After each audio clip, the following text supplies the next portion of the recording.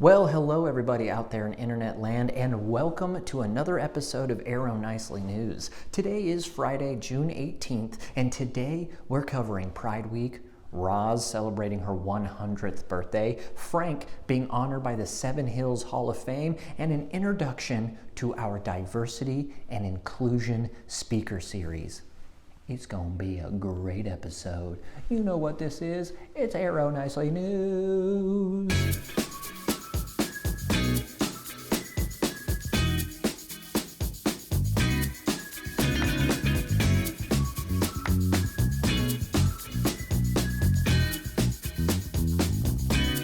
To kick things off, we're going to send a very special birthday shout out to Roz at Vitalia in Stowe, Ohio. Rosalind has traveled around the sun 100 times on this spaceship we call Earth, and they pulled out all the stops to celebrate. The party consisted of delicious cupcakes, the joyous company of family and friends, video chats with family in England, a parade, 148 birthday cards, including cards from Queen Elizabeth and President Joe Biden, and a proclamation from the mayor of Stowe declaring June 11th as Rosalind Fakit Day at Vitalia. The celebration was so epic it even made the local paper. Here at Nicely News, we don't have an official seal, and we don't have any heads of state on our staff, but we still want to wish Roz a very, very, very, very, very happy birthday. Next, we turn our attention over to nearby Seven Hills, Ohio, where a resident of Vitalia Rockside, Frank Meeker, was honored by the Seven Hills Hall of Fame. I sat down with Frank to get a few words of wisdom, so check it out. Did you apply to become the resident of the month? Is this something? No, all of a sudden they called my niece and said that I had gotten it. American Greeting Corporation gave me a Santa outfit. My daughter worked for them. So they donated one to me and the VFW. I brought it to the VFW. They said, "Keep it, Frank." I said, "Why?" "Because you're Santa Claus from now on." How long were you Santa Claus? 17 years. 17 years Santa Claus. I missed 1 year because I was sick with double pneumonia. The guy that took over, the day after, he came to the hospital and says, "Forget it. I will never do it again."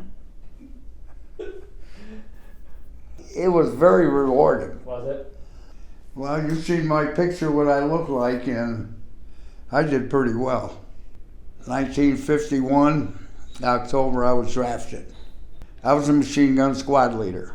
I went into the Marine Corps. I went to Parris Island, South Carolina. We formed my machine gun squad. 9 weeks of training at Parris Island. Got sent to Camp Pendleton, California. Training and replacement command for Korea. I can see this man partying in Hollywood with some of the starlights. I had fun.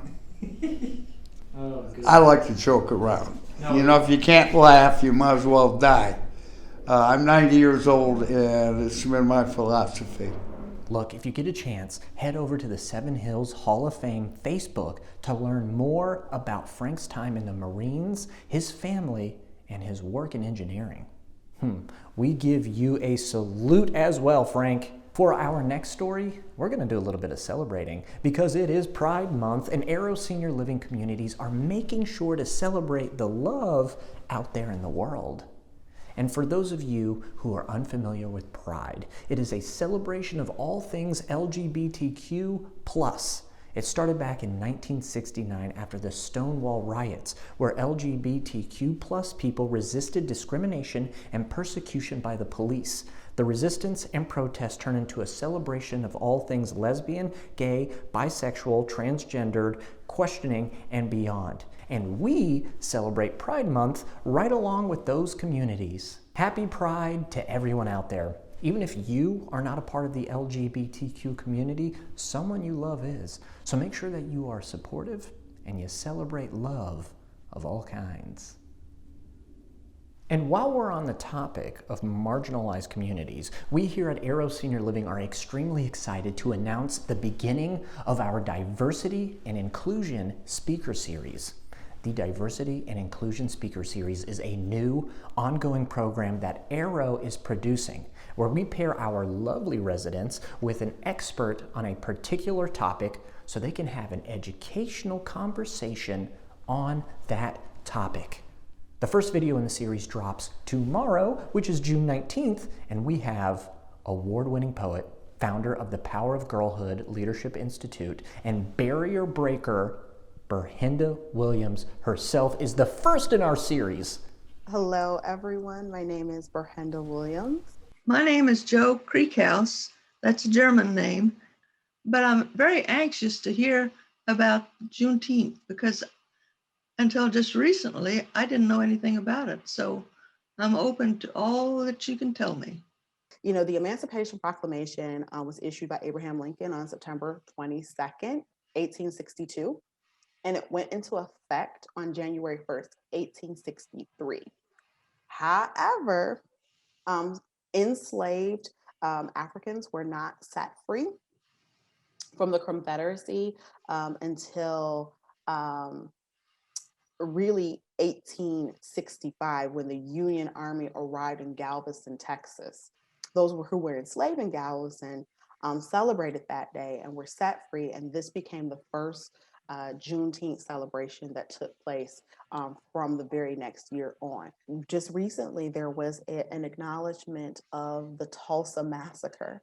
And Tulsa, yes, not just Tulsa, but Rosewood, and even here in Detroit, there were principally African-American communities that were thriving that unfortunately were massacred and set on fire. So yes, we are still seeing the fallout of slavery. However, it's my hope that we can continue to have conversations like the one that you and I are having. And I just don't understand how people could have stood by and let that happen to all those people. What happened to humanity? There has to be something that knocks at our humanity for us to see an injustice and see harm being done. I just can't understand how that happened, but it did.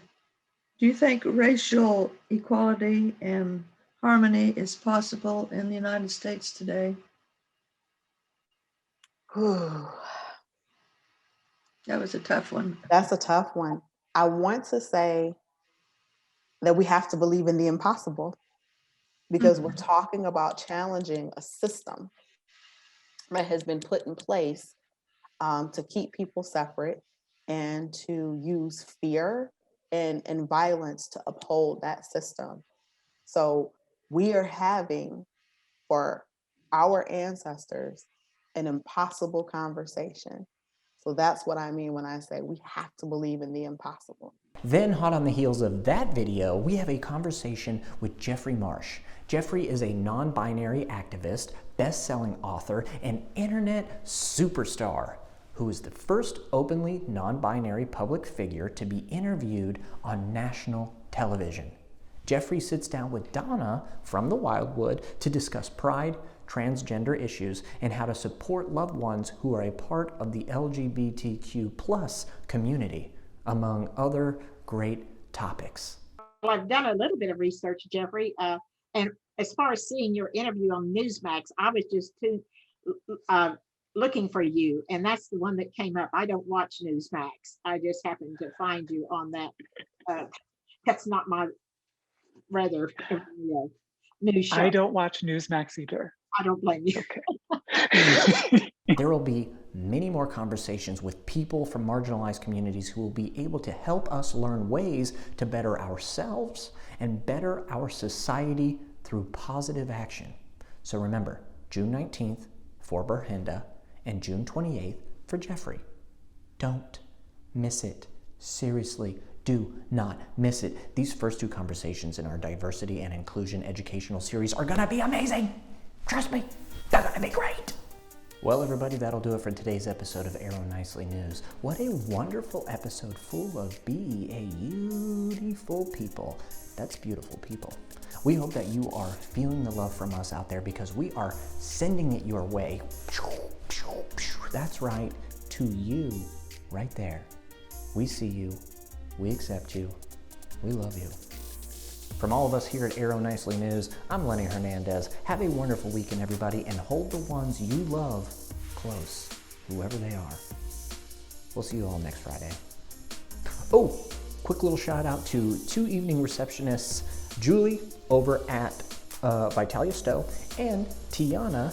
Happy 6-month anniversary. Arrow anniversary.